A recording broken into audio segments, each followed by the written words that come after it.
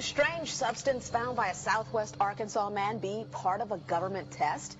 Well, that's the question at the heart of a phenomenon called chemtrails, now getting widespread attention. Well, they say the government is dumping chemicals on us to control or manipulate the weather. And they say the unusual-looking jet trails in the sky are actually chemical-laden chemtrails. People say the government is up there in airplanes spraying all kinds of chemicals to change or manipulate the weather, leaving what you see there, and they call that a chemtrail. So what I look at there and I think are contrails, you're telling me are chemtrails? Yes, that a contrail would be dissipated by now. And it's interesting, Dale and Christina, this is of interest not just in this country, but European countries and, frankly, all over the world. A lot of folks interested in it. Well, Dave, you mentioned that climatologists and others who study the atmosphere believe that they'd be able to surely spot any kind of signs of an ominous plot. Our journey started in San Diego, California, where thousands of scientists, engineers, policymakers, and journalists gathered for the American Association for the Advancement of Science Conference. One of the topics was the artificial manipulation of the Earth's climate, also called geoengineering. During the meeting, scientists spoke about the plausibility of implementing geoengineering campaigns throughout the world under the guise of preventing global warming. One widely accepted theory was to block the sun by spraying something into the atmosphere. When they were asked about existing aerosol programs, they stated clearly that no such programs have ever been implemented. But strangely, these proposals sounded exactly like what people around the world are claiming is already happening. When I found out that the American Association for the Advancement of Science was going to be held down here and the main body of topics would be on geoengineering, I had to come. I had to be in on this. I had to hear what these top climate change scientists had to say. As the other question about chemtrails and whether geoengineering is being deployed right now without our knowledge, I don't have any personal insight into that, other than to say that I've worked in government at pretty high levels in the White House and at state government. I'm personally skeptical of that, but obviously you never know what you don't know. Chemtrails. On the internet, they are cited as proof of the government creating clouds to combat global warming. They claim the American government, with the secret approval of the national government, is covertly using jet aircraft to spray population centres with aluminium, with barium, and with strontium so as to reduce people's immunity and reduce the global population. I'm always a little bit suspicious because the government doesn't seem that capable to do something on such a large scale. That is not rain, that is not snow. Believe it or not, military aircraft flying through the region is dropping chaff. Small bits of aluminum, sometimes it's made of plastic or even italicized paper products, but it's used as an anti-radar issue, and obviously they're up there practicing. Now, they won't confirm that, but I was in the Marine Corps for many years, and I'll tell you right now, that's what it is. And what happens here, military jets, some come out of Key West Air Force Base, and they move off into the atmosphere, and they drop mylar strips. Some could be a little wider, some are small glass fibers that are coated in aluminum. And what the Air Force does is they take their military jets and they dump these out of the aircraft, they fall into the atmosphere, and some take as much to a day to fall down. This is inevitably military or something going on. The government, the Air Force, you see this kind of a pattern like this, you can rest assured there's something going on. They're actually little bitty magnetic and little bitty strips of, whether it's aluminum. No, it's a nuisance to you and I to determine what's real and what's not, but it looks like it is a life-saving operation there for the military. The apparent motive behind this conspiracy theory is one world government.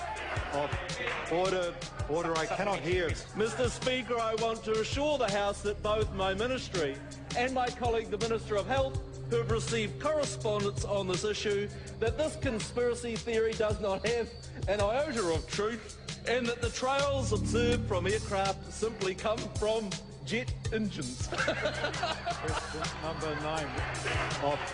Order. And I think what an appalling example it is of the new Foreign Affairs spokesperson for the Labour Party that she's spreading conspiracy theories about the United States government. I think the House has heard sufficient. It is called geoengineering, fighting global warming by putting a chemical dust in the atmosphere and reflecting harmful radiation back into space. We take geoengineering to mean deliberate, large-scale intervention in the Earth system.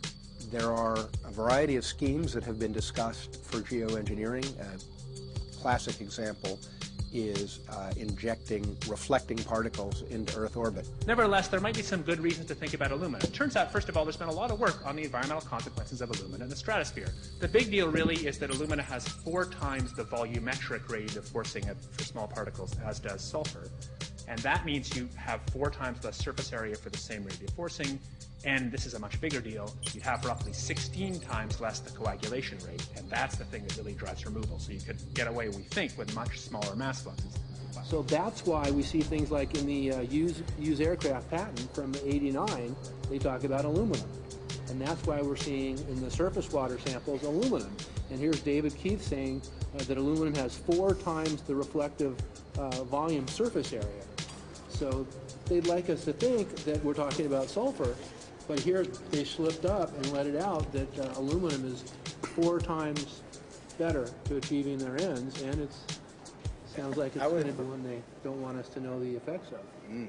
The little picture is from a nanofabrication study, which shows you can make very high quality, and do this in just a jet in a very simple way, make high quality alumina particles just by spraying aluminum vapor out, which oxidizes. So it's certainly in principle possible to do that. There's a big literature that's already looked at that. And you could do that by either building new versions of these aircraft or even re-engineering existing aircraft. So there's some ideas of that. So you go to an engineering firm and you want this done. They don't say this is hard or unusual. They say, okay, yes, we could do it. Aerosol geoengineering looks like it is so cheap that the cost is basically not going to be an issue. That means that implementation decisions will be risk-to-risk decisions. The risk of doing it against the risk of not doing it. And it makes the problem of how we govern it fundamentally harder and different and novel. So I've told you that it's cheap to deliver materials to the stratosphere, and I'm convinced that's true. I don't think that will change. But I think the more we do research, the less easy this will look, the more complicated the environmental effects will look. And that's a good thing, because right now it looks too easy.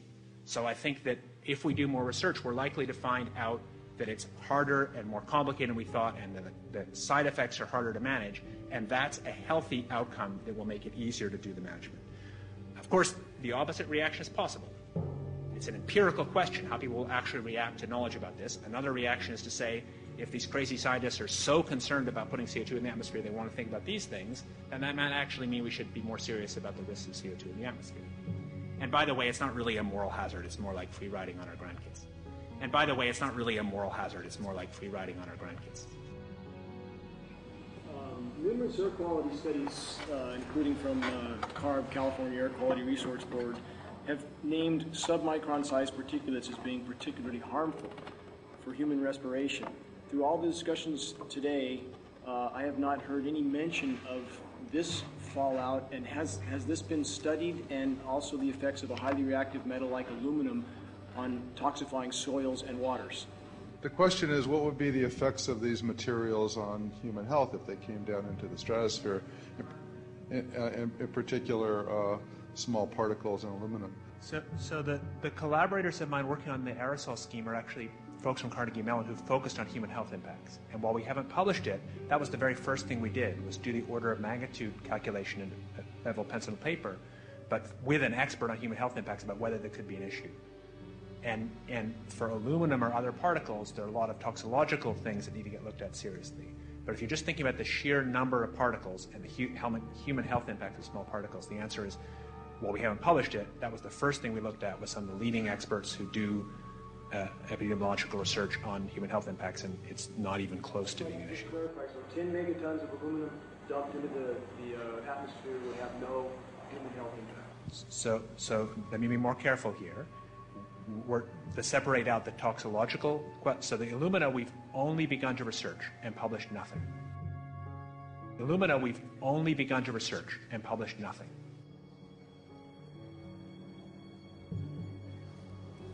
Dane looked at him and he said, so you're telling me that spraying 10 to 20 megatons of aluminum, as you said, would have no human health effects? He took a deep breath and he swallowed and he said, let me be more careful here.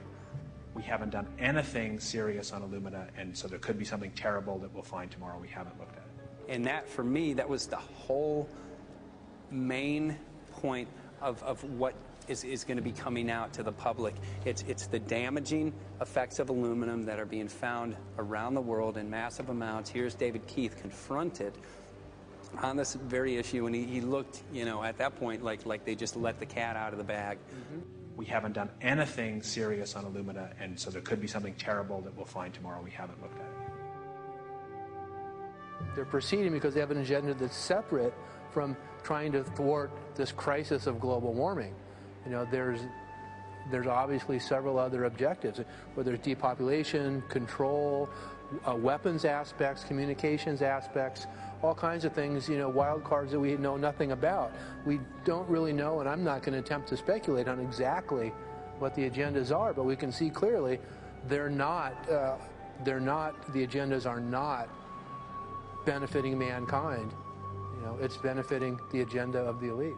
And so I think the question is, how do you draw the line between some activity that is allowed and doesn't need global governance and activities that do require global governance? Dr. John Holdren has agreed to serve as Assistant to the President for Science and Technology and Director of the White House Office of Science and Technology Policy.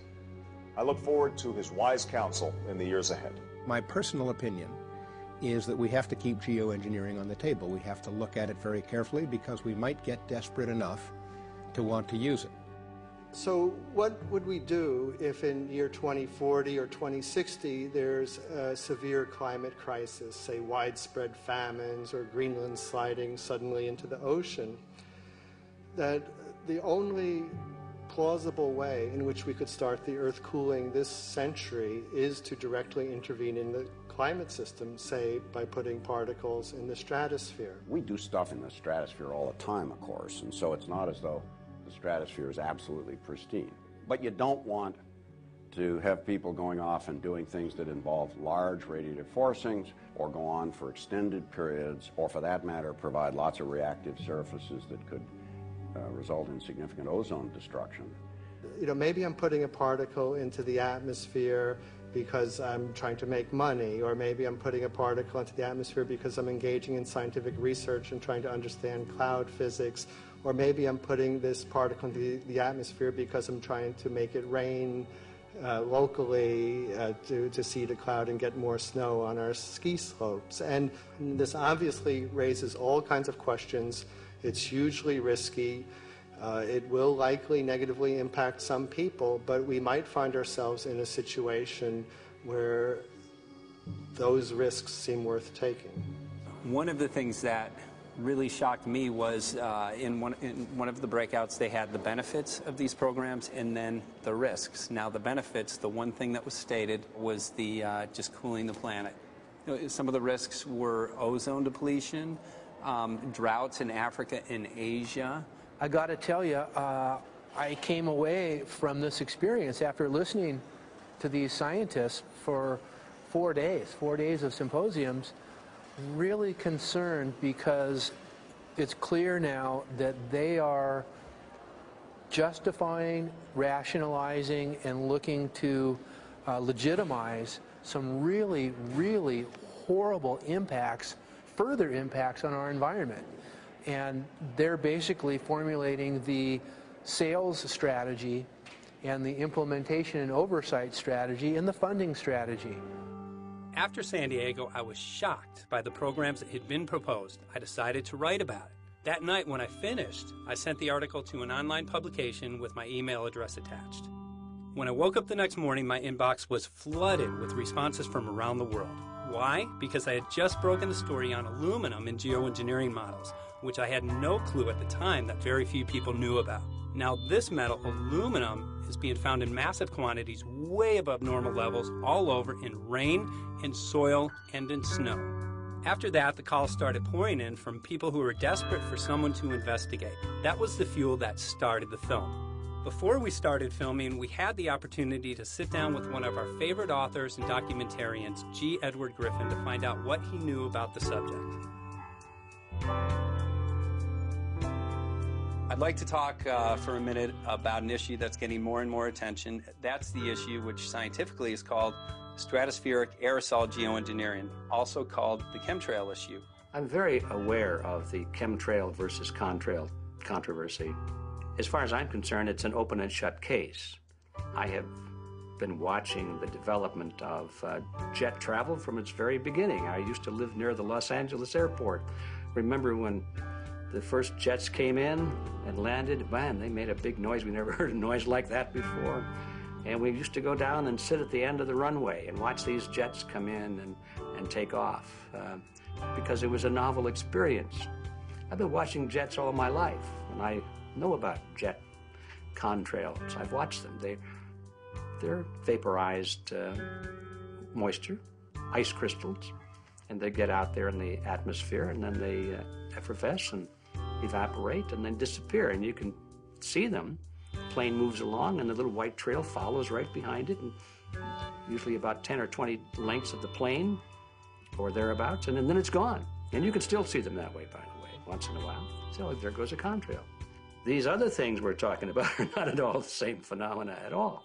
These planes go by, and they billow out this white smoke, and it covers the sky from horizon to horizon. It doesn't dissipate at all.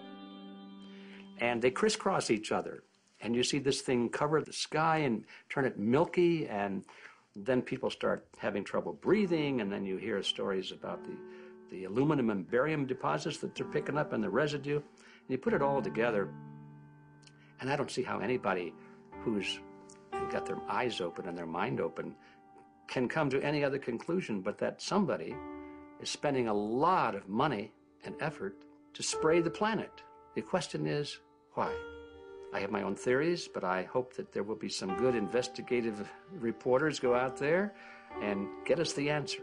I know that whenever it's finally discovered, and it will be, the people who are doing it will undoubtedly say, oh, well, we did it for you folks. It's for the greater good of the greater number. It's for the society. It's probably to prevent global warming, or maybe it's to inoculate people against some kind of a dreaded biological attack. We can't go around shooting everybody in the arm, but we can spray them and save their lives. You see how good we are? We're doing it for the benefit of society. I know they're going to, whatever it is, they're going to say it was for your good, but mine. Think if we had the ability to steer hurricanes, and the hurricane was going to slam into New Orleans.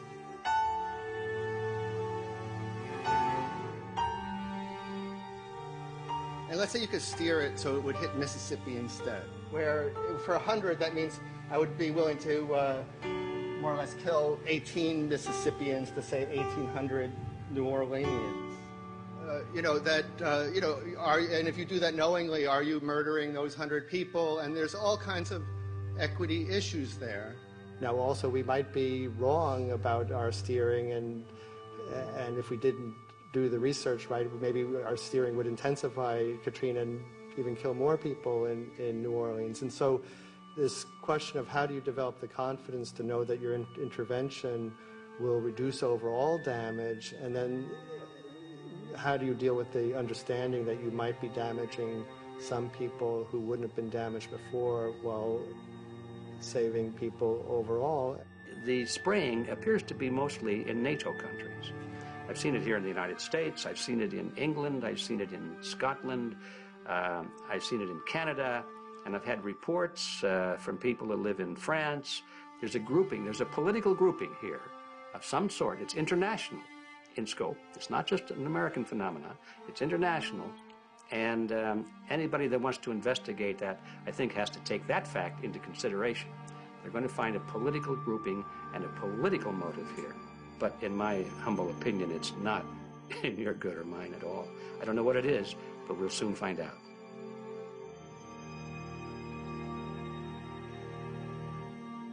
I'm sure that if you follow the old advice, which is follow the money, you'll come to the answer sooner or later.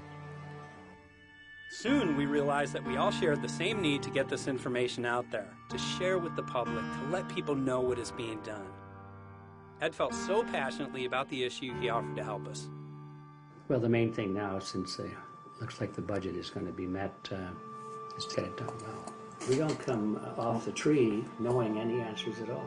Yeah, we're not scientists. We're just asking questions, exactly. And we've got to be very skeptical about the answers. That's it's totally accurate, totally honest.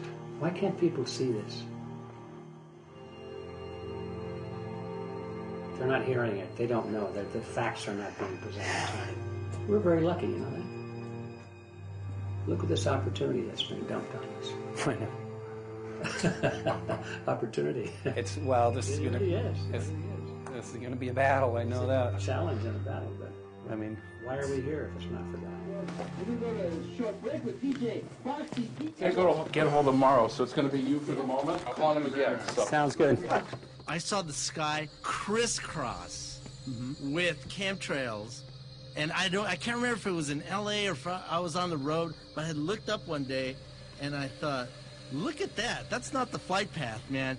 That was a grid, a regular grid over the city, and I couldn't believe my eyes. Milky white clouds. And, you know, it all seems very obvious, and now the evidence of what we have on the ground with the aluminum, the barium, strontium, and with what we see in the patents and what the geoengineers say are going to happen, I mean, for the everyday Joe, this is a slam dunk.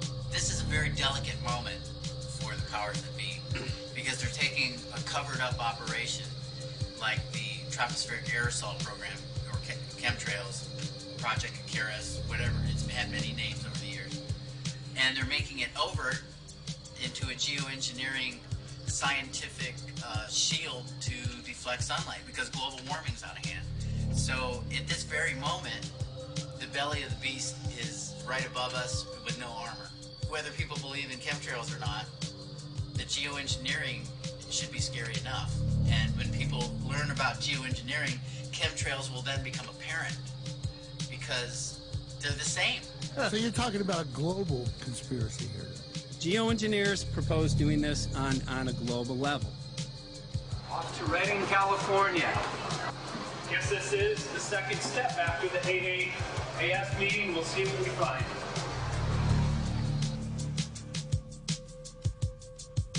Right here in Northern California at Dane Wigington's house. He owns over 2,000 acres overlooking Lake Shasta. He told me about some of the challenges that they're having up here. Let's go and talk to Dane. We'll see, you know, what's going on his property. We'll see what he's going through, and also what action he's taking based on the test results that he has.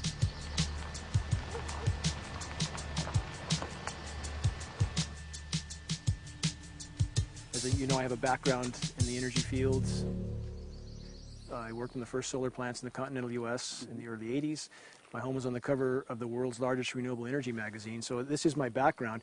My goal has been to alert the public there is a mountain of toxic material falling on us, period. Before about 5 years ago, our skies were typically blue, and now you see it's covered with lines and haze, and virtually nothing you see on the horizon, nothing you see in the sky above us is a natural cloud. I mean, it is virtually all the remnants of these aircraft lines that you see fanning out, spreading into clouds, artificial clouds, but the sky is a very dirty look to it. There's not the white cloud blue sky that we had only a few years ago, but it looks like there's some sort of massive industrial activity or forest fires burning over there, and we see that typically every night. You see even down to ground level, the clarity drops off significantly, and we don't see that except for the days when we have these long, lingering trails that spread and cover the whole sky, and on certain days you can see these trails actually dropping vertically like a veil. We assume the particulates are descending, and we have the tests to prove that we are being inundated with levels of aluminum and particulates that are literally tens of thousands of times what would already be considered high. So we're not talking about exposure to a slight percentage higher of these toxic materials. We're talking about quantities, for example, off the side of Mount Shasta. If you can pan back, that's a landmark in Northern California, considered to be a pristine water source. Aluminum or snow sample off the side of Mount Shasta tested 61,000 parts per billion. This is just ordinary snow water, and people are drinking this stuff when they're hiking on the mountain. And remember, government action is required at 1,000. This is 61 times over the government limit, and our hikers are drinking this poisonous water on Mount Shasta Mountain itself. Barium, 83. Strontium, 383. So this summer, the people climbing are drinking poison. Basically. I certainly wouldn't want to drink 61,000 micrograms per liter of aluminum. And again, we've already seen in 5 years soil pHs in this area that have escalated 10 to 12 times, and we can prove that conclusively. Well, this is not speculation. We can prove conclusively that these metals have been in the rain. We have duplicate samples.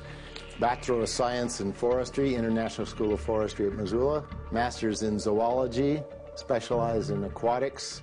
35 years with the U.S. Forest Service as a wildlife biologist.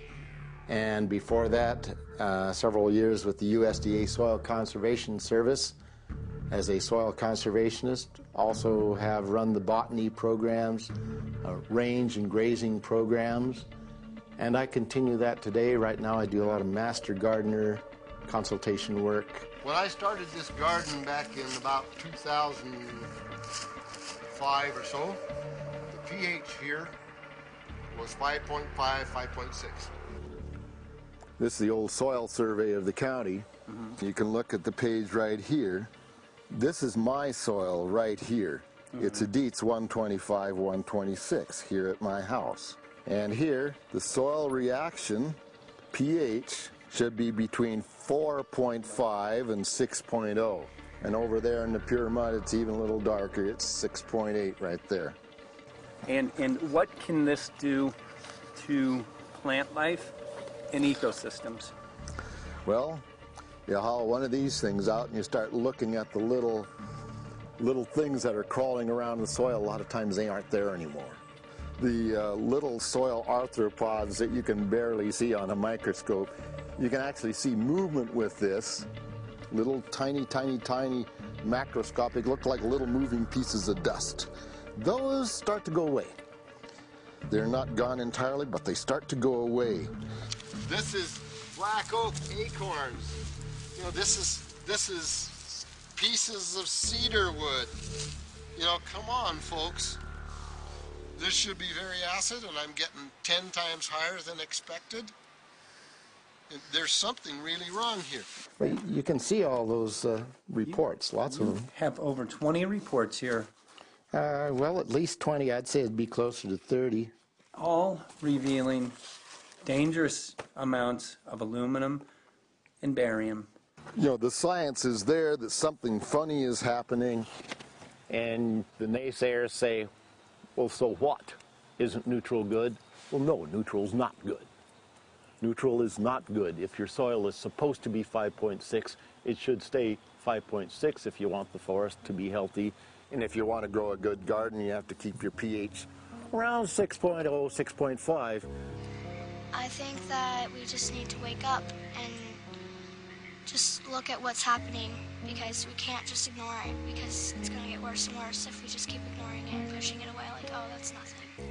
There was mason jars, and they were brand new, sterilized, and that's what we catch the rain in. And then there was a HEPA filter that we tested the air with. Okay, so you caught rain and then you basically filtered air. What did you find? Aluminum and barium. Here's another test that's revealing 375,000 parts per million aluminum, barium at 3,090, and strontium at 345. Yeah, that's from a lined pond. With EPDM fish-safe pond liner. There is no chemicals, manufactured materials at all in that pond liner that's available to the aquatic life. It's designed for that purpose. The well that feeds this pond has been tested and retested. ND, no detectable aluminum, 0. The only other place this pond can receive water is rainfall. We are located on a filtered, forested hilltop, miles and miles and miles away from any industry, highway, and so forth.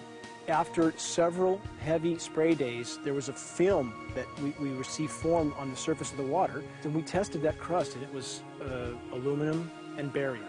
That after a year and a half's accumulation had 375,000 parts per billion of aluminum in it. It's literally toxic. We can say conclusively that what we see in the sky matches expressly what's outlined in numerous patents, and the materials on the ground match those patents. This material was not there 5 years ago. It is a recent phenomenon in the quantities it's in.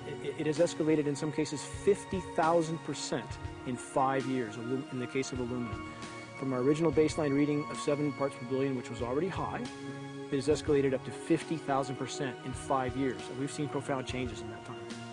Dr. Leonard Cime, PhD in chemistry. I cross-checked with him, and he says the oxides of aluminum, barium, and strontium will drive your pH into the close to from an acid soil like this up into the neutral. There's no question about it. And that's exactly what you see happening. Wow.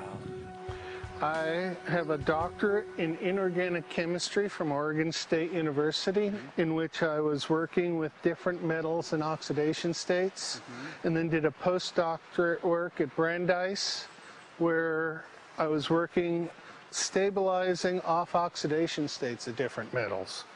The goal is to sort of figure out how everything fits in the dynamic equilibrium of life. I was working with Francis up in Mount Shasta, and he showed me some rainwater analyses that had to do with levels of aluminum, strontium, and barium in the atmosphere. So I feel the major toxin in these chemtrails is the aluminum. And from the levels we were looking in at Mount Shasta, this is totally, totally unacceptable.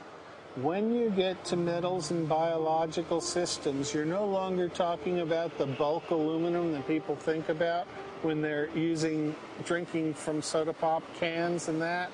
So once it gets to the aluminum oxide stage, it just forms a plaque within your arteries and shuts down life.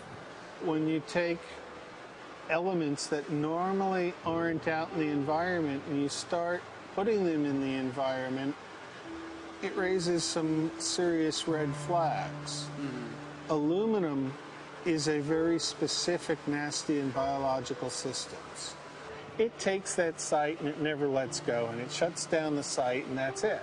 And so as you accumulate aluminum over time, it causes major neurological damage because it ends up as aluminum oxide that's essentially stuck in place and can't be flushed out by normal systems.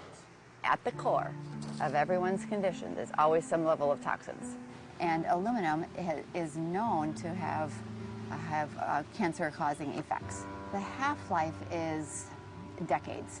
I think that we should be working on taking more of these toxins out of our environment instead of adding more toxins in. It's very concerning that if we add more toxins to our environment, that will be increasing the rates and risks of cancers. Even one patient is not worth it. So sad that they would consider putting aluminum in our environment to affect something when they could be causing so much more damage. Wherever the material is coming from, it is there. The amount of metal falling on us cannot be disputed. Absolutely, this is not speculation. The amount of metal in the last 4 years, as I said, have increased to a degree of thousands of times, and California Air Quality Resources Board has studied the aerosols from China. These metals are not amongst them. Mike, the reason I've chosen to focus so primarily on this issue is I feel all other issues are secondary. What could be a greater priority than not being able to walk out your door and take in a breath of air without sucking up heavy metals? If our land base is being poisoned, if our waters are being toxified, what will we have left to work with? Whatever we choose to focus our time and energy on, whatever our political beliefs, that this is a common ground for all of us. We must have air that we can breathe that's not full of toxic chemicals and metals. We must have water that's not completely laden with whatever is being emitted from these aircraft.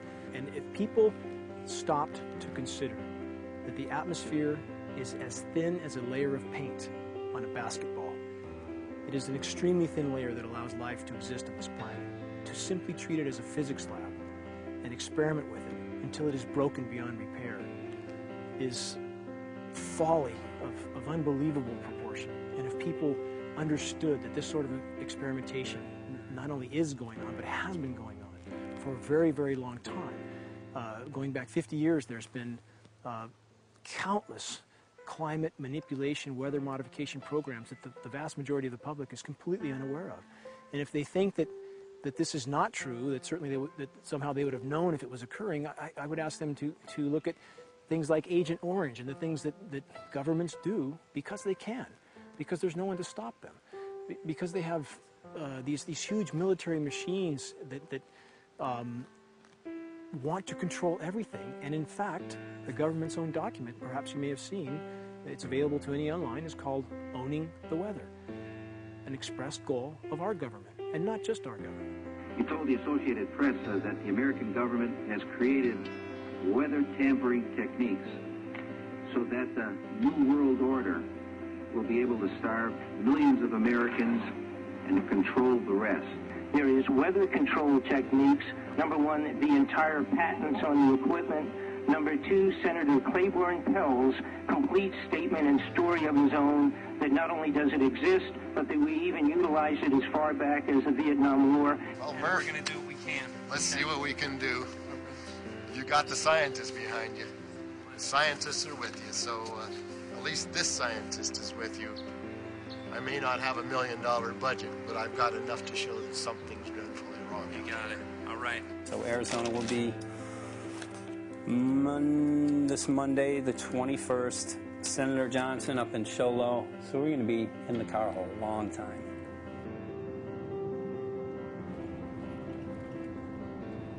Well, it is such a pleasure. This is such an excellent place back here, I'm telling you, Michael. But you know what? We love it. It's so private and it's so quiet and peaceful. And please come in. My name is Karen Johnson. I served in the Arizona State Legislature for 12 years. I was in the House for 8 of those years and in the Senate for 4 of those years. When you see a plane fly overhead, there's a trail that leaves the end of that plane, and it goes from one horizon all the way to the other as the plane flies across, and it begins to filter out and cover more and more of the sky in kind of ripples. It widens out and fills the whole sky. I mean, how could anybody think that that was the case? And then to live and to be underneath that and know that whatever is in that is falling down upon you and upon your animals and upon the earth. And I mean, it's frightening to me. And if people don't start really waking up and facing the fact that we've got people that are doing terrible things to us, and we had better wake up and fight back now. I mean, I'm the mom of 11 kids. I've got 35 grandkids. I mean, I've got a stake in this. I care about what is going to be left for my children. I care about it, and I'm extremely worried about what is going to be left to them.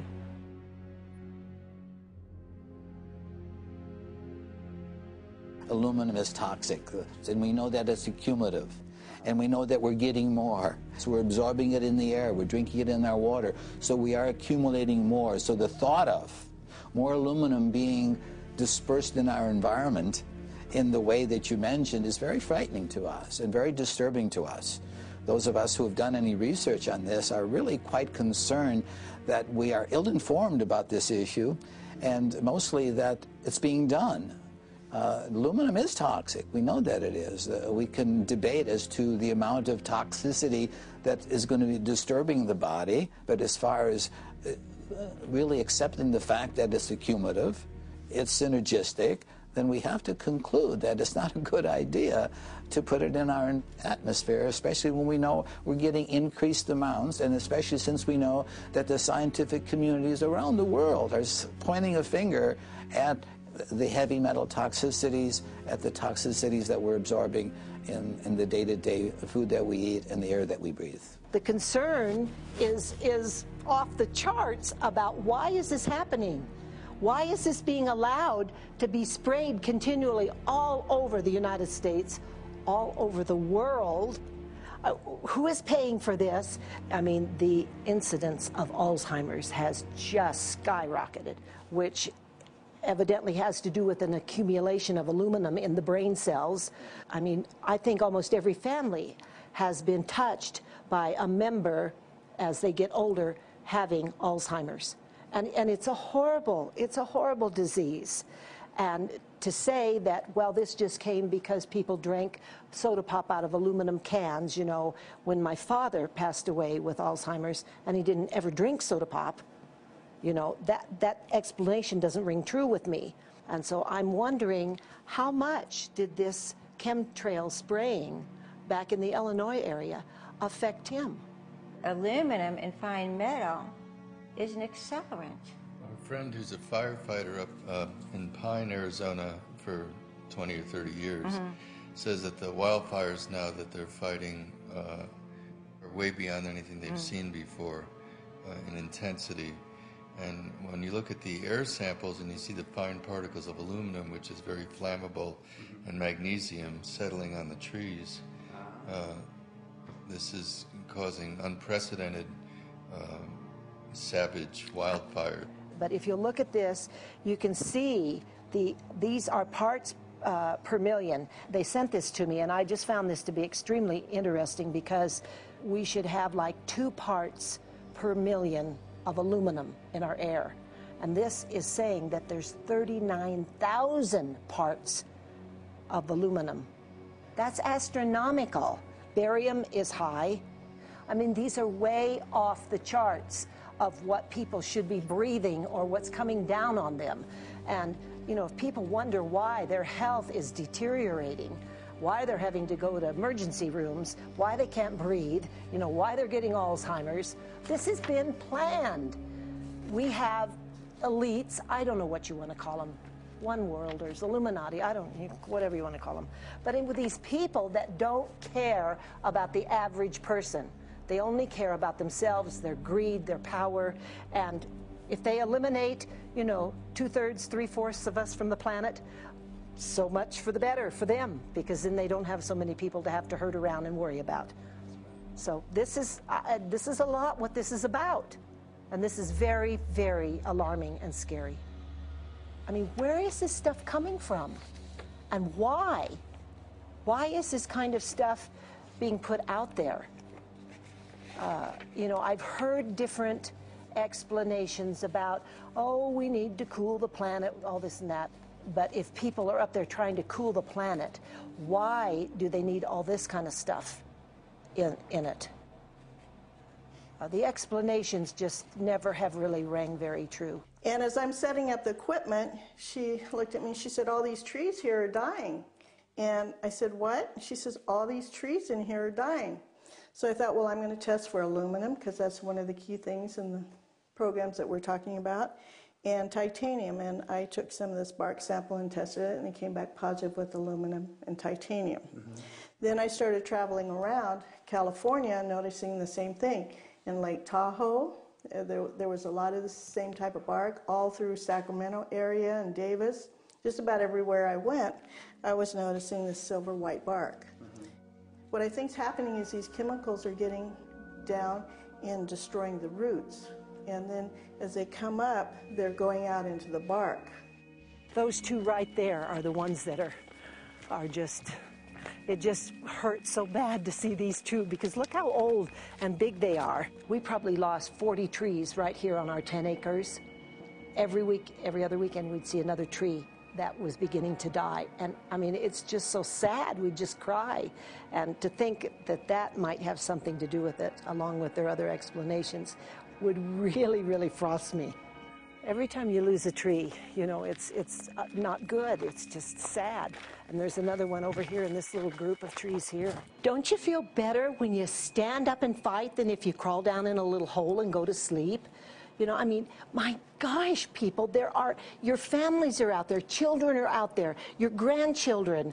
I mean, you've got to do something to help.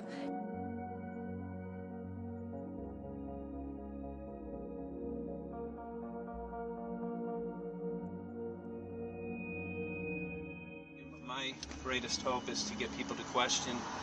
And, hey, if they don't wake up while we're there, I'm hoping to plant some seeds. We're going to the most beautiful place on the planet, Hawaii, to see what's going on, collect some data.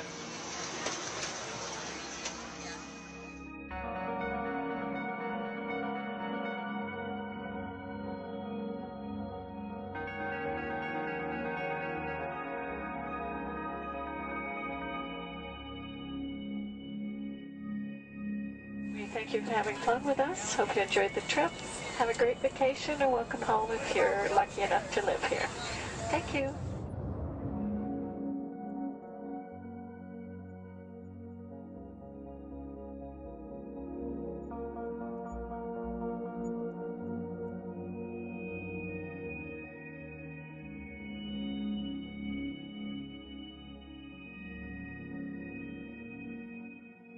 The whole valley's off the grid, so it's either solar, wind, or generators.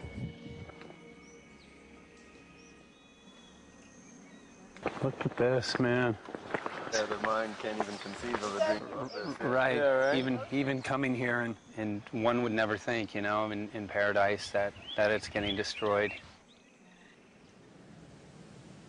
And they're doing it island style. They do it off the island, right? They do it off the island, so they don't, you know, you don't see the chemtrail airplane. The theory is that they're spraying the ocean, offshore, and it's coming in on the... And it's coming in. Now these are coming from the west. They're also spraying on both sides today. A lot of this stuff is actually chemtrails coming this direction. There's material that's blocking. We should be able to see to the horizon, you know, where the Earth curves, because we're high enough and we have the ocean, right? So we should be able to see. We should be able to see the Big Island. It's only 30 miles away.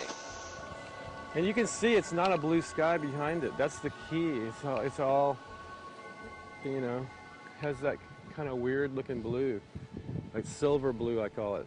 And this is a nice day. You know, there's no more blue sky. The night we're gonna look at the stars tonight, and it's like, you'll see, you can count them. There's so few stars at night now. There should be hundreds of thousands of stars, and I can count the stars. There's like one here and one planet here. It's like, you might see, some nights you'll see 100, some nights you'll see 10.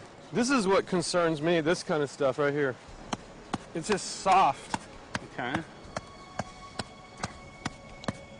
This just comes right off, this bark. That's not natural. For I've seen hundreds of thousands of coconuts, and I've never seen it falling apart like that. Look at this, you guys. I've never seen anything like this. I used to trim trees all the time in the Big Island. I've never seen anything like that. That's why I'm concerned. Not an easy task that you have here on the island. I could see the skepticism because it is so far beyond anybody's reality. It's amazing. It's just amazing to try to look through somebody else's eyes. Like my eyes, I can see this, so it's like night and day. And other people, it's just the illusion is just so deep. What do you think would happen if everybody awakened to what was going on and what the plans were of geoengineers? I think they'd have a revolution in Hawaii. If people really understood what was going on. What's your concern for, I know that you love the land here. What's your concern about the chemtrails? Well, that we won't be able to live here and grow our own food. And that our health is going to be compromised. You think it already has been? Yes. And the thing is that they're doing it every day here, every day. So it's hammering, micro doses every day. And then, of course, it's getting in the environment, and of course, it's weakening the plants. And it takes a couple years for this to actually weaken the plant. So we're asking for GMO taro. We're asking for GMO papaya because we can't grow our natural seeds. We can't be sustainable. We can't truly, you know, be here as God created us to be.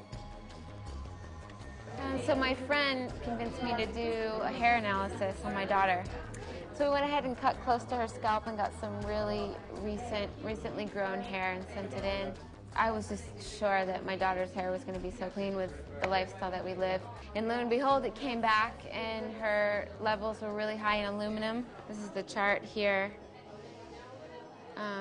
This is the reference range, and this is where my daughter is, 23.1. Aluminum. The skies are covered with white mist, and I look up at night anymore and I don't see the deep, dense stars that I used to, and I can't help but think this obviously has something to do with my daughter's health. I don't know where else these heavy metals are coming from.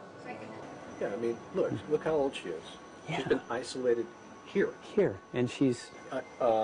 here. Anybody looking at the situation would be like, this is paradise. This child should be like superhuman. Organic foam, and here you are getting all this heavy metal stuff. She has highest level aluminum on the chart. Never had a vaccine either. Folks, these people are playing God. They are playing God. They're manipulating the weather, and they're spraying stuff into the sky. They are trying to geoengineer everything, including your plants and trees and your ocean. Well, tonight, we're just hoping that instead of not looking at it, you start looking into it, because I really believe from the bottom of my heart that we are in a real crisis. I really do. They are proposing dumping 10 to 20 million tons of aluminum into the upper atmosphere. What does aluminum do? It changes the pH of soils, which is toxic to plant life. Also, it's very toxic to human health. Are they doing it? Well, let me tell you about my experience and what we found. We have much evidence that not only suggests, but I believe prove that they are happening.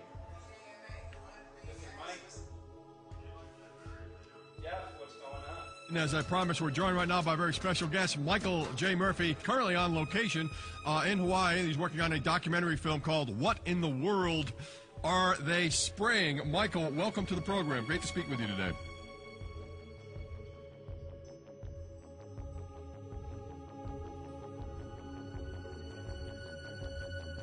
I had a friend who recently, he's always looking at things from a different perspective. He's a bit of a conspiracy theorist, you know, and he says that whenever the president comes to LA, there's no spraying that week.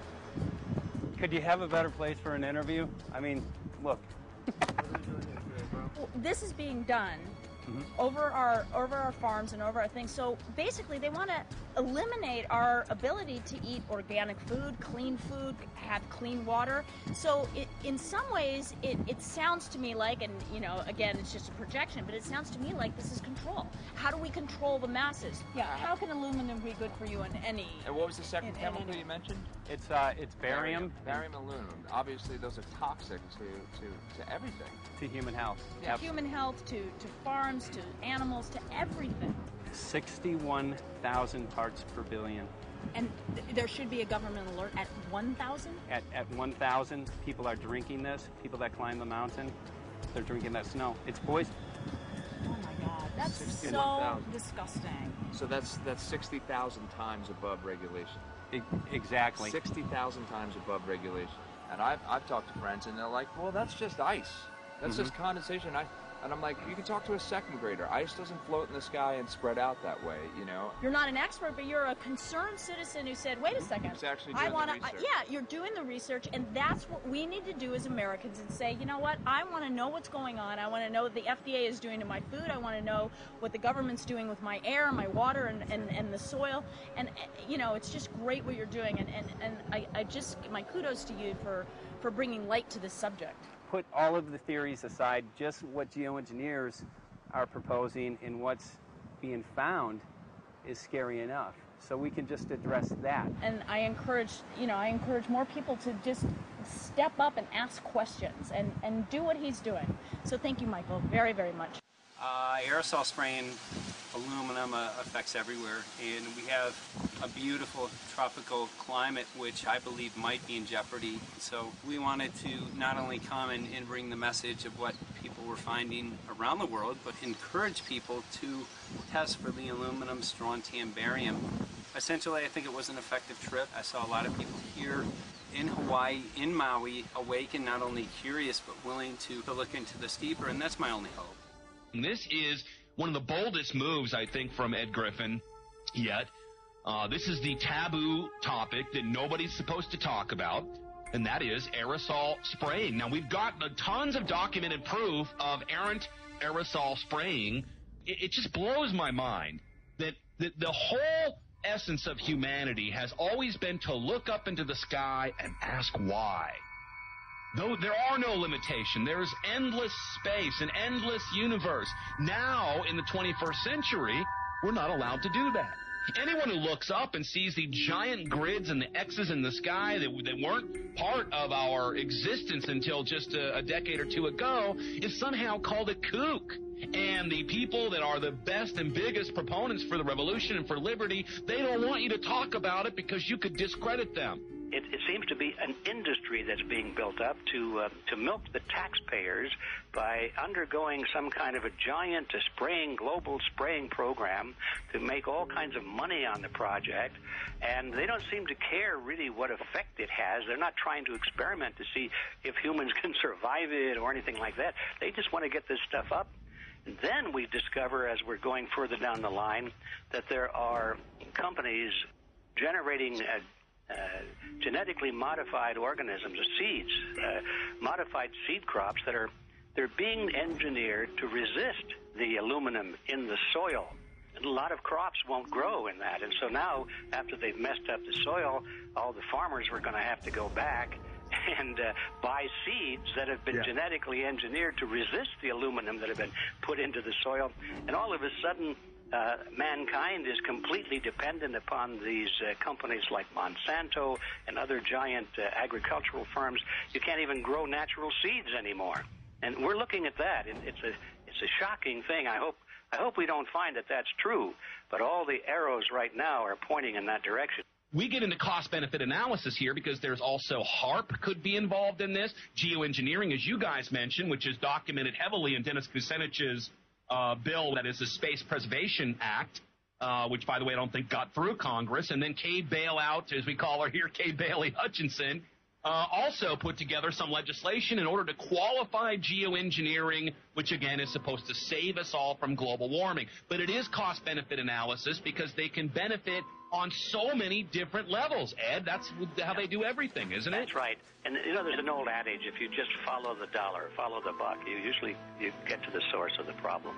And it looks to me like there's a tremendously profitable industry being built up right now around this concept of geoengineering or weather modification or reducing global warming and all of these other things that can be sold fairly easily to an unsuspecting public.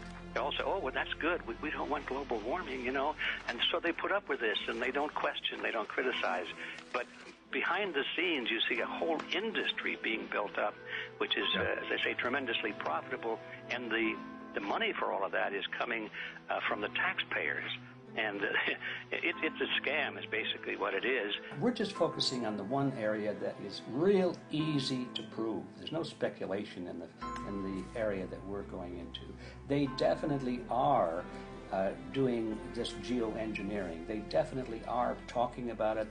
They're working up formulas for it. They're putting together strategies for it. They've got funding for it.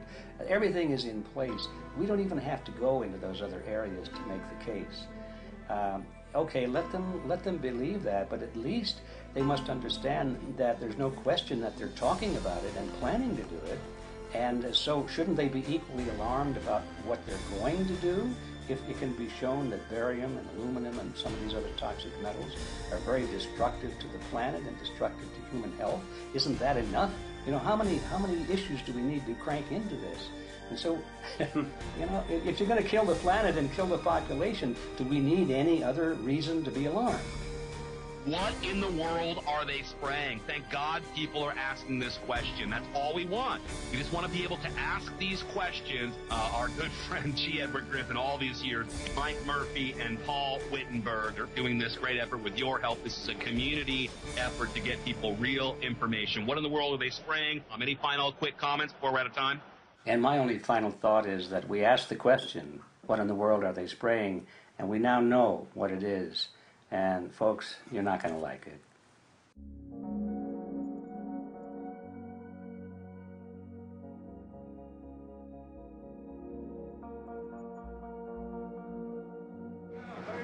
Hey!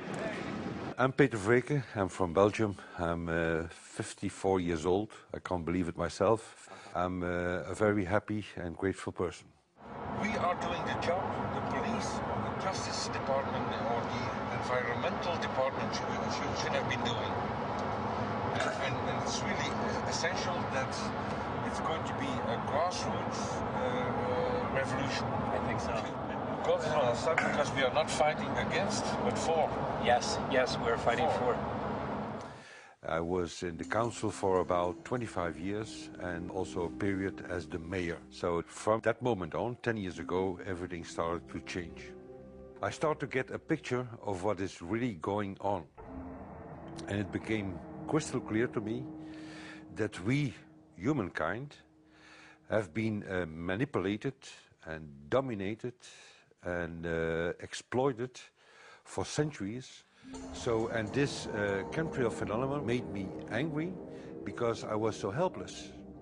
You can decide what food you're going to eat, what you're going to smoke, what water you're going to drink, what kind of life you're going to lead, but not with this phenomenon. Then you are just a victim. It's only a game. And there have to be good guys, and there have to be bad guys. And luckily, we are in the position to be able to play the role of the good guy who has the chance and the opportunity to overcome. 3 days that we shared with them, my heart just dropped because it was such a beautiful way to live and such a peaceful way to live. I left thinking, what's this going to be like in 10 years? Is everything going to be killed off on their property? And if it is, how are they going to get their food source? Are they going to have to take a class, you know, and get certified by company XYZ? And what are the requirements for that? And that really is the end of freedom. I'm concerned about that. I definitely, I really am. Yeah. I learned to say everything is now as it has to be now. And everything is going to be okay. It's going to be all right. It's going to be okay. Yes. I have this deep feeling that in the end we will prevail because we have the right on our side. The cosmos is helping us. And I have this strong feeling that we are being supported by entities and by forces we can't even imagine.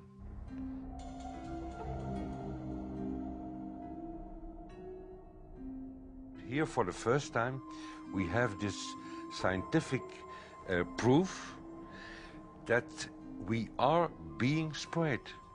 We are being spread, and it's incredible and it's hard to believe, but we are being spread. I think at this moment to stop is not an option. Once you know it and once you have a tool like this and an opportunity like this, that the issue of chemtrails or persistent jet contrails or whatever name you use for it, that this phenomenon is recognized as being real, publicly debated on. In the context of geoengineering, I think it's high noon to bring this to the public. This is what the sky is supposed to look like. These are old paintings. We forgot this, I'm afraid. In the years that I have been a medical research journalist, I have looked at many things, and I found the same three issues in whatever I'm looking at. And that is that we are being dumbed down, we are being made sicker, and we are being made infertile. Citizens gathered from around the world in Belgium for the first International Chemtrail Symposium. The event attracted leading professionals, politicians, and activists who discussed the health, environmental, and social implications of these programs.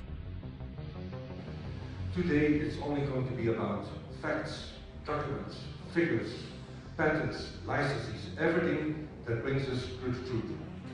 We have no other weapon against this vast complex than exposing and bringing their dark works in the light of the truth. We have the hope that by our efforts, more and more people will become aware of the fact that we are deceived by our leaders. So today, we, as a family, join forces with the people who publicly made known to the world that chemtrails are not a conspiracy theory, but a conspiracy fact. From the Technische Universiteit Delft in the Netherlands. Ladies and gentlemen, please welcome Koen Vermeeren.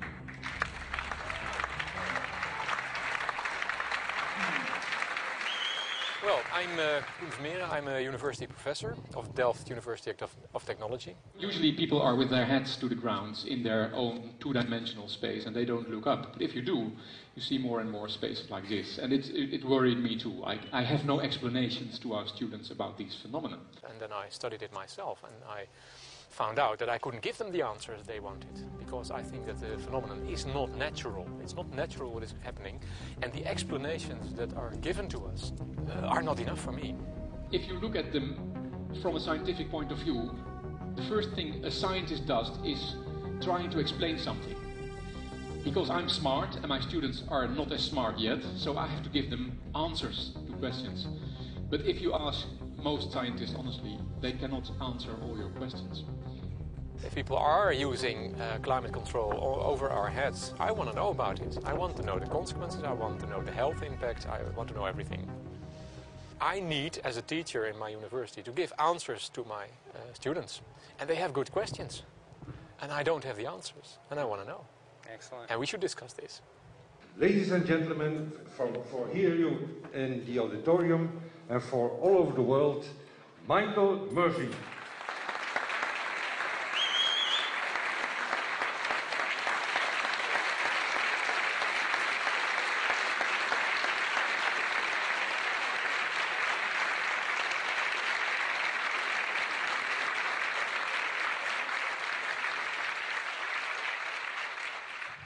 Well, thank you very much. It's definitely an honor to be here in Belgium.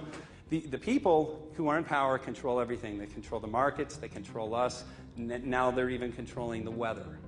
And they can use that for warfare applications. The one thing that they cannot control is what God had originally made, and that's natural organic seeds. This is called the Hegelian dialect. It's called problem, reaction, solution. The problem here is massive amounts of aluminum, things starting to die. The solution is Company X that says, hey man, you're not getting yields on your crop. Everything's dying. But I got the solution. I got a seed that will grow in this environment. The only problem is now you have to start buying from me. We're a little concerned that maybe part of this agenda could be to kill off anything that's natural and organic and re-engineer it with aluminum-resistant GMO seeds. Many may know we just got back from a week of filming in Hawaii, and it was an incredible trip. A big concern for the people there is they're beginning to see softening of the coconut trees. But their concern is that these programs may again be part of a broader agenda to destroy anything that's natural and organic, so that the corporate redesigned GMO foods might be the only source of food for people. I didn't anticipate so many people, young and old, who are interested in this phenomenon and are concerned about it. And I especially liked the address that the young girl gave today. Only 17 and already making an address to the audience. That is, well, incredible. My name is Sofia Xenidis. I am 17 years old. It is quite scary to know that the air we breathe is not what it's supposed to be. That the food we eat and the water we drink contain traces of those substances which are sprayed out over all of us, as though we were being poisoned like insects. The feeling that this is causing me are feelings of deep anger and rage. I don't want to be poisoned. I don't want to be infected with cancer. And I'm just so angry that this global poisoning can be going on such a massive scale, and not enough is being done to stop this crime. A clear answer to one question. Are we being sprayed? Have we been sprayed? And is it their intention to spray again and again? What are we going to do about it? How are we going to deal with it? How are we going to stop it? I know the answer. There is only one person who can stop it. And you know him. You are. You are the person, the one you have been waiting for. We are magnificent, beautiful, godlike, divine human beings. Ladies and gentlemen, sisters and brothers, in this auditorium and in the whole world, thank you so very much for being present with us. And for now, please enjoy this anthem.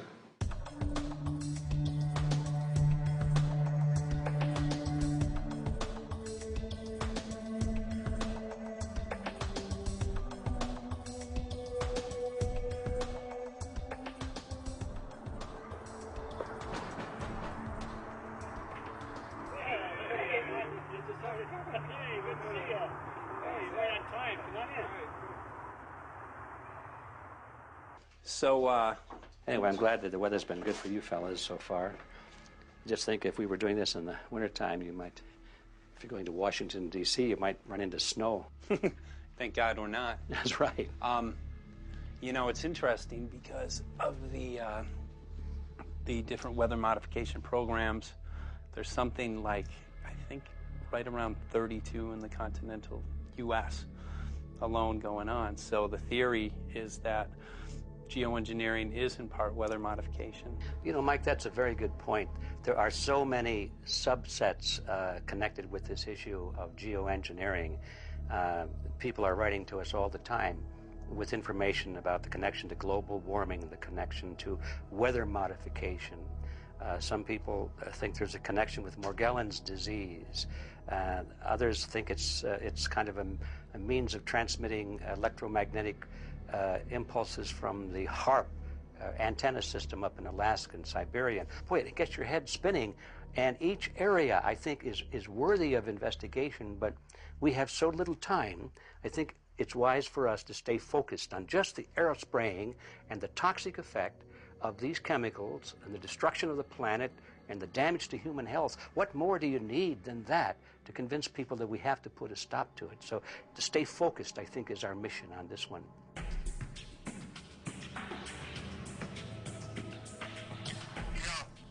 Jeremy, we had an idea. We know that you know the political system real well. Our idea was this. We have a ton of data and information that we've collected throughout our travels, and you know, we really think a good way to end the film would be addressing this to elected officials, some of the senators. So we were wondering this, if you might be able to come and kind of help us out and perhaps show us the way in how to get this done politically. But it sounds like a really good idea, and I'm also going to get to, in terms of researching who it is that we should really focus on talking to about this. At the very least, if we could make it impossible for them to claim that they don't know at this point, we can strip away their plausible deniability that they haven't heard of the data that points to geoengineering stratospheric aerosol operation already going on. At the very least, it should be very interesting to go to District of Criminality and put some people on alert. Yeah, you have a lot of enemies in Washington. That's where all the power comes together and the money, you know. So there are people there, I'm sure, that just don't want us to do this job. But I'm glad you're going, and you'll find out.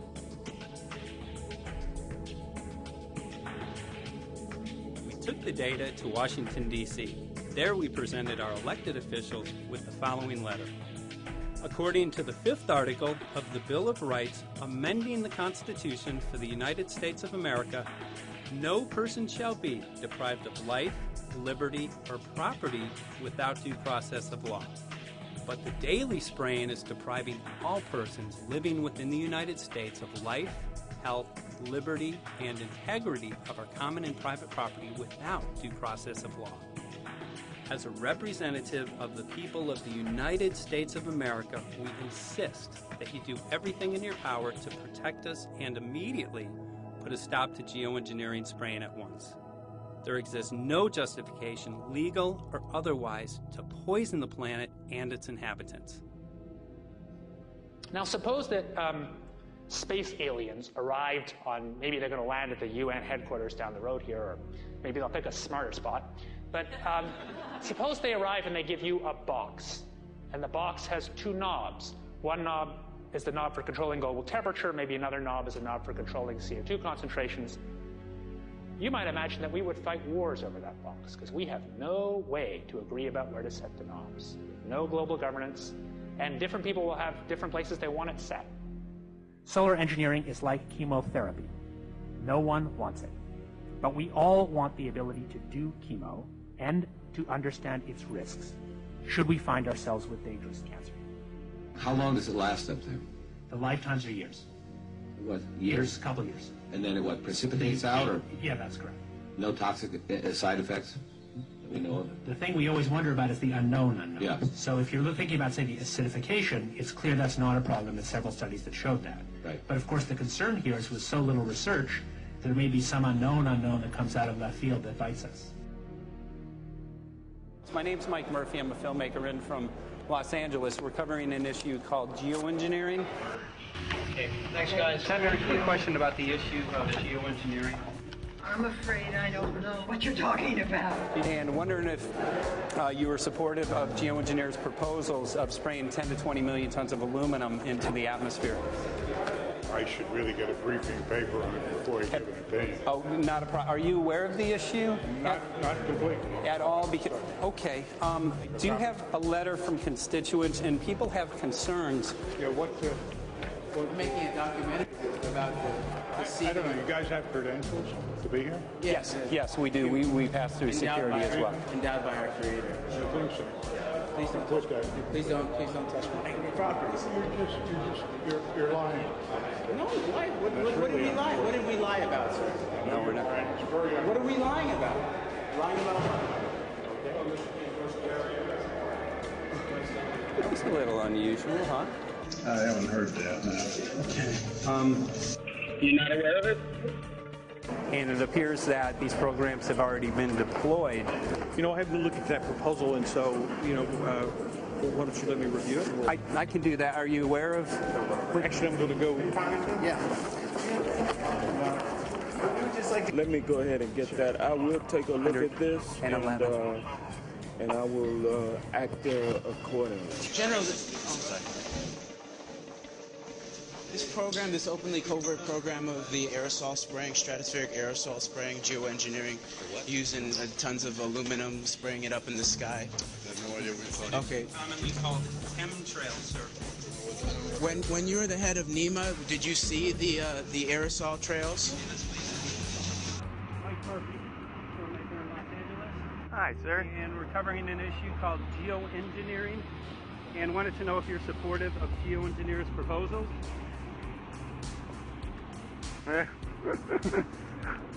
Congressman? Hey, Congressman. I'm wondering if you're supportive of geoengineers' proposals, which is dumping 10 to 20 million tons of aluminum into the atmosphere. Pardon? Okay. You take an appointment to my office. I'm not supportive. I haven't looked at it close, so I don't. Have you heard of the issue? Because it's becoming mainstream in public, and there are actually congressional committees which are being formed to talk about these programs. Mm-hmm. Yeah. Well, I think when we drop anything into the atmosphere, we should know prior to the effect of that, right?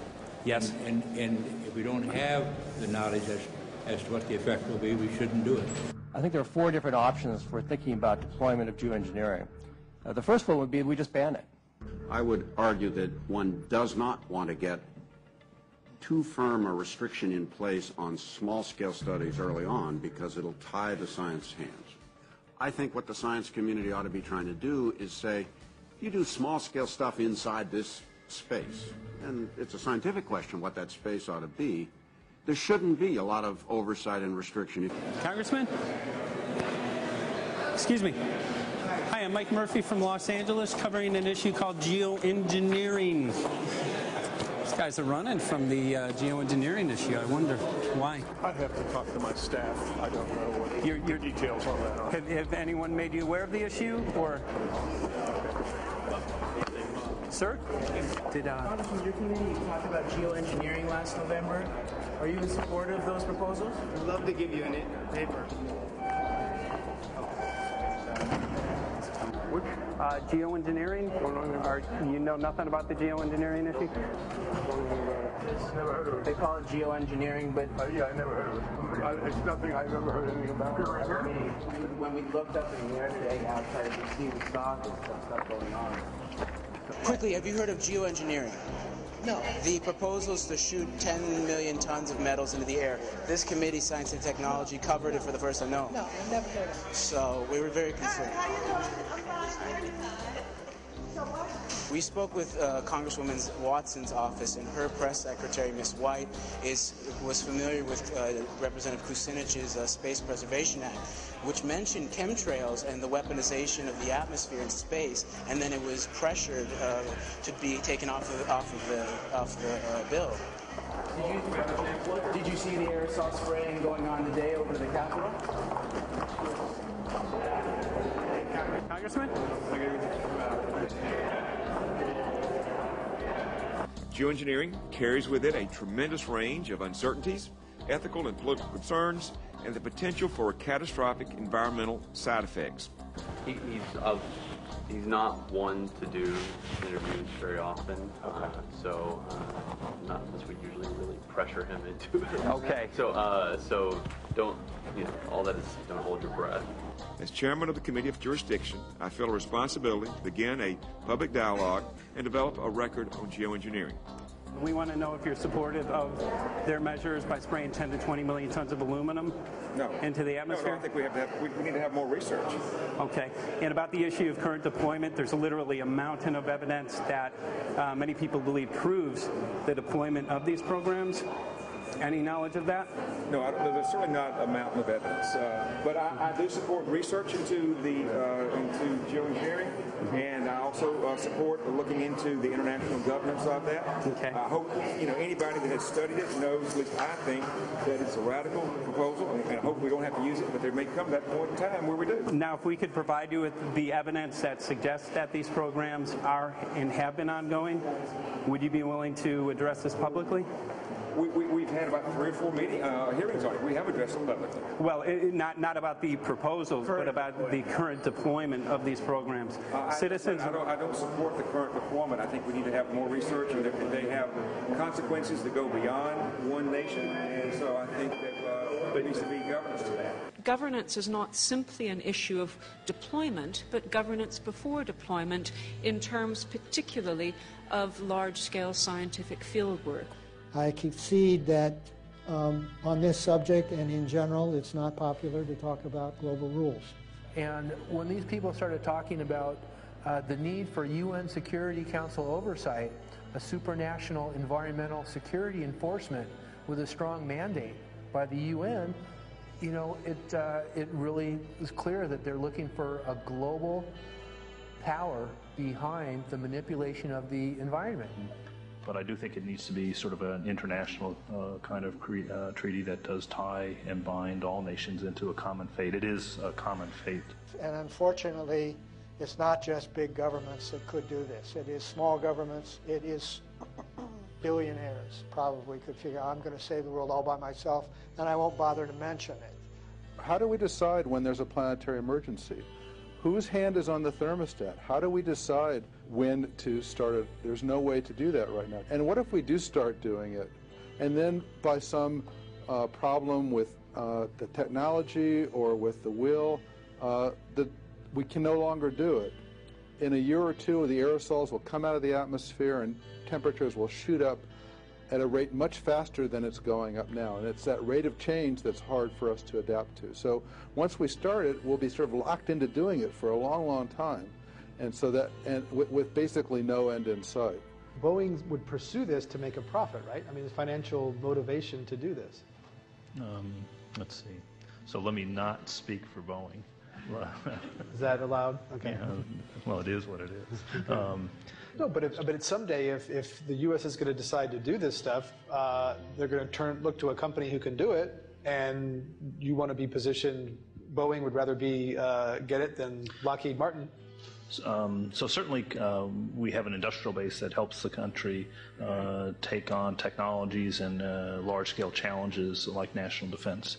And we do that both for a profit motive as well as, I think, as a national service. So I think it would be truly disastrous if you know, we discovered a few years from now that there was a black program that some government had stood up to sort of learn on the quiet how to do this. It's pretty clear you can cool the planet, but you will not and cannot bring it back to exactly the same climate state you started with. So you may or may not, and I expect we'll have a lot of back and forth about how useful it is to ameliorate the risks of climate change. I think there's a good evidence it probably is useful, but we don't know. But it certainly can't get you back to exactly the climate you started with. I think everybody agrees with that. Do you think you'll see deployment in our lifetime? Let me say I hope not. Al? I would agree. I hope Yeah. not. Yeah. I hope Very not. agreed. Okay. I see this as something like an evacuation plan. You know, that you build big dikes. Maybe that's the emissions reduction to try to keep the flood from wiping you out. But that if that flood should come, that you'd like a plan for what to do in the event of that catastrophe. So I see these options more as a catastrophic response option and not as a way to reduce risk of everyday climate change. You would advocate mitigating consumption of beef as a means of accomplishing your objective? Yes. How would you suggest going about that? You can't. I don't add. I mean, it's your job to decide what to tax and what not to tax. Obviously, if you wanted people to behave differently, you give them incentives and disincentives for behavior. But I'm sure that's the answer you wanted to hear, Mr. Smith. If only my time had not expired. Thank you, Mr. Chairman. Because there's literally aluminum and barium contamination found around the world, believed to be from these programs. Like, look, today over the Capitol, looks like they're deploying some type of aerosol. Did you see it? No, I didn't, but good to see you. In a James Bond scenario, some rogue rich guy puts some airplanes in the air and seeds the clouds. What is to prevent that? Okay, are you aware of the issue? You do it through the... Are you in support of those proposals? What is your take? I don't know anything about it. You're not. I've got a chair here. Okay, we'll give you a letter on this. Yeah, this is a letter from constituents. Okay, great. Thank you. Excellent. And many people believe that these programs have already been deployed because mass contamination has been found. Geoengineering programs, stratospheric. Got it. Yeah. Spraying from airplanes. Okay. So what is happening, people from around the world are finding contamination. Let me take care of this and I'll talk to you when I come back. I'll be back. He's here. Thank you very much. We see that even though we might make the average temperature of the planet about right, the rainfall patterns change some from today. And some places become warmer and some places become cooler. So there are going to be winners and losers in this geoengineering activity if we were to do it. But nevertheless, as David has said, there are reasons why we might consider doing it. Many people are deeply concerned about it because of the toxicity of aluminum, and it has been addressed to Congress in various committees. Would you take a look at a letter from some of your constituents addressing the concerns? Excuse me if I go. Okay. Can I give you a letter from constituents? Are you aware of their proposals of dumping? Gotcha. Thanks. Well, I'm not familiar with it, so I don't know what they're doing. Okay. Well, geoengineers are proposing just that, dumping aluminum and barium into the atmosphere. Why would they do that? Aluminum's a precious metal we can use. Well, the stated goal is to actually cool the planet. However, there's a... Sounds strange. Right, exactly. So they're proposing dumping these metals into the air to block the sun, essentially. We're here to just find out what members of Congress are I hope aware. we'd have a strong hearing on that before we decide to do that. I would hope so. And there's plenty of evidence that not only suggests that these programs have been deployed, because we're finding contamination of aluminum and barium on the rain, snow, and soil. Okay, thank you. Thank you. LA County has seen 200% increase of Alzheimer's over the last decade. Tons of ground and water samples showing high levels of aluminum all around our state. Why don't you give me all the information you have? I have some very good people I will assign it to. And if you get it to Mr. Lavelle, He's got my card and send me an email and yeah. we'll Sounds okay. great. We'll be in touch. We are Okay. investigating this, and there's literally a mountain of evidence that suggests that these Okay, programs are move going that on. mountain over to us. You Let us got it. take a look at it. And look up, Thank keep you. looking up into the sky, and you'll see some of it. Oh, okay. You will. You can All see right. the aerosols being sprayed out of airplanes quite a bit. Okay. So thank you. Yeah, the future of humanity is definitely dependent on it. So we're counting on people like yourself to take some proactive steps. So thank you very much, guys. You're very welcome. Appreciate it. Thank you. Thank you. Right.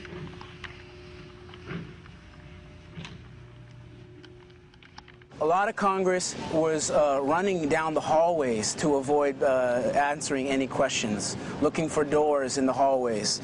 So apparently the war is against all of us, and we're all in a hostage crisis. People who took an oath to uphold and defend the Constitution are not only know this is happening, are participating in this. And all of us have a duty to stand up and speak out about it.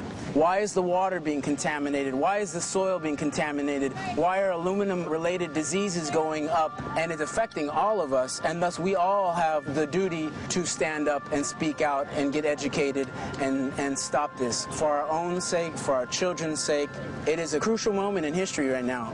As human beings, we need to decide whether to live on our knees while being sprayed and poisoned every day, while being under a continual threat, or whether we are going to stand up and live as free human beings and seek truth, justice, peace, and freedom for all of God's children. So as you can see, we're ending our film here in Washington, D.C. We've made many public officials aware of this. Most of them either denied any knowledge of this, or they simply were unwilling to address the situation with us. So as you can see right behind the White House, we do have aerosols behind us. The spraying has continued. What is the solution? Is the solution here in Washington, D.C.?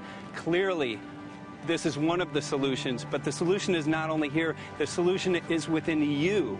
This issue affects all of us so deeply. So you need to look inside. Please get active, get involved, start spreading the word with growing awareness. About 90% of the population, we believe, is unaware of this issue, which means 90% of the people who normally might do something if they knew are not doing anything because they are unaware. So please look into your heart, use whatever skill you have to get the word out. The future of humanity is dependent upon it.